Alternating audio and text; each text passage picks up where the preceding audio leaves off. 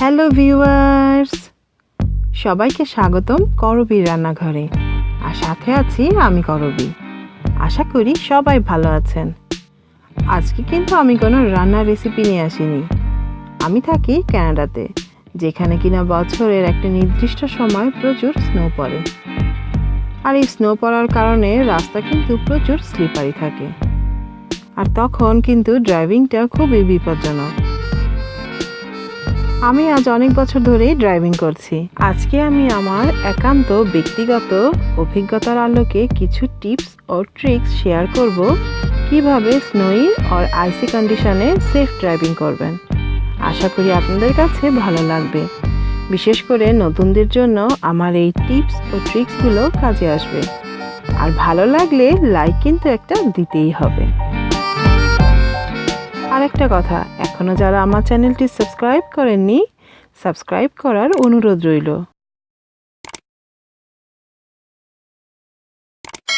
আর যারা সাবস্ক্রাইব করে আমাকে সাপোর্ট করেছেন, তাদের জন্য রইল অনেক অনেক শুভকামনা। স্নো ডেতে কিভাবে ড্রাইভ করবেন? যদি একান্তই তেমন কোনো জরুরি কাজ না থাকে, তাহলে অবশ্যই ঘরে থাকবেন। এখানে কিন্তু সব সময় নিউজে আগামীকালের আবহাওয়া অথবা আজকের আবহাওয়া কেমন হবে তা খুবই গুরুত্বের সাথে আগাম জানিয়ে দেওয়া হচ্ছে। ঘর থেকে বের হবার আগে অবশ্যই আজকের আবহাওয়া কেমন সেটা জেনে নেবেন। আপনার গাড়ি যেন উইন্টার ড্রাইভিংয়ের জন্য একদম প্রস্তুত থাকে।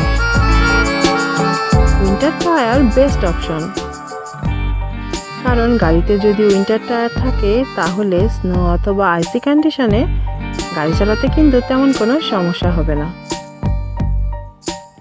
আর অবশ্যই খেয়াল রাখতে হবে গাড়িতে যেন পর্যাপ্ত পরিমাণে গ্যাস থাকে। স্নো অথবা আইসি কন্ডিশনে কখনোই গ্যাস ট্যাঙ্ক খালি হতে দেওয়া যাবে না।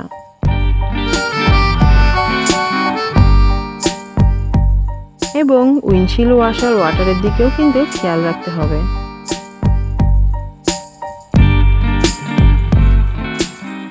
অবশ্যই স্লো এবং স্মুথ ড্রাইভিং করতে হবে। স্নো অথবা আইসি কন্ডিশনে কখনোই তাড়াহুড়ো করে ড্রাইভ করা যাবে না।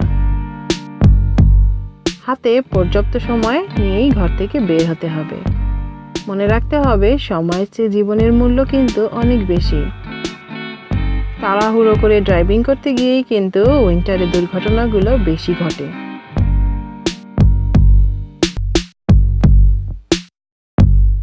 সামনের গাড়ির সাথে সব সময় নির্দিষ্ট একটা দূরত্ব বজায় রাখতে হবে।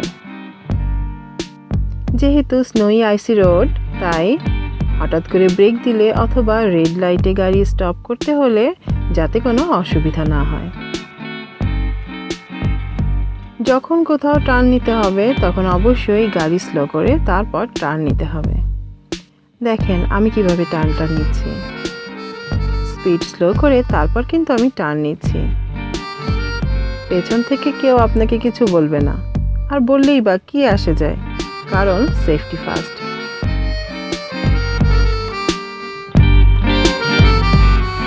আর গাড়িতে যদি বাচ্চা থাকে তবে বয়স ও ওজন অনুযায়ী কার সিট অবশ্যই ব্যবহার করবেন। ড্রাইভিং শুরু করার আগে অবশ্যই নিজ দায়িত্বে বাচ্চার কার সিটটা লাগাবেন। খুব বেশি সময় কিন্তু লাগবে না বাচ্চার কার সিট লাগাতে। আর সন্তানের চেয়ে প্রিয় দুনিয়াতে কিন্তু কিছুই নেই। আর অবশ্যই ড্রাইভিং করার সময় সেলফোন থেকে দূরে থাকুন, কারণ গাড়ি চালানোর সময় সেলফোনের ব্যবহার, কাউকে টেক্সট করা, কারো টেক্সটের রিপ্লাই দেওয়া খুবই বিপজ্জনক। এক মুহূর্তের অসতর্কতা ঘটিয়ে দিতে পারে বড় ধরনের দুর্ঘটনা।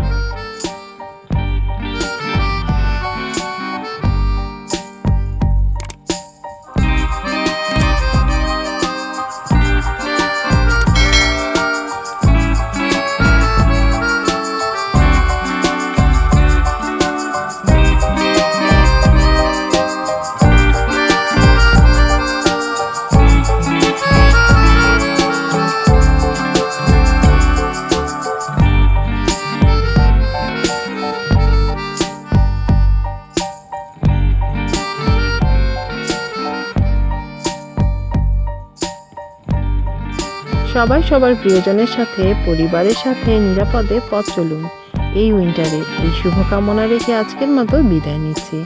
আশা রাখছি সবাই ভালো থাকবেন, সবাই নিরাপদে থাকবেন। আর লাইক, শেয়ার ও কমেন্ট করে আর আমার চ্যানেলটি সাবস্ক্রাইব করে আমাকে সাপোর্ট করার বিনীত অনুরোধ রেখে আজকের মতো বিদায় নিচ্ছি। আবারও দেখা হবে নতুন কোনো রেসিপি নিয়ে। আশা করি সবাই ভালো থাকবেন। আর ভিডিওটি দেখার জন্য সবাইকে অসংখ্য ধন্যবাদ।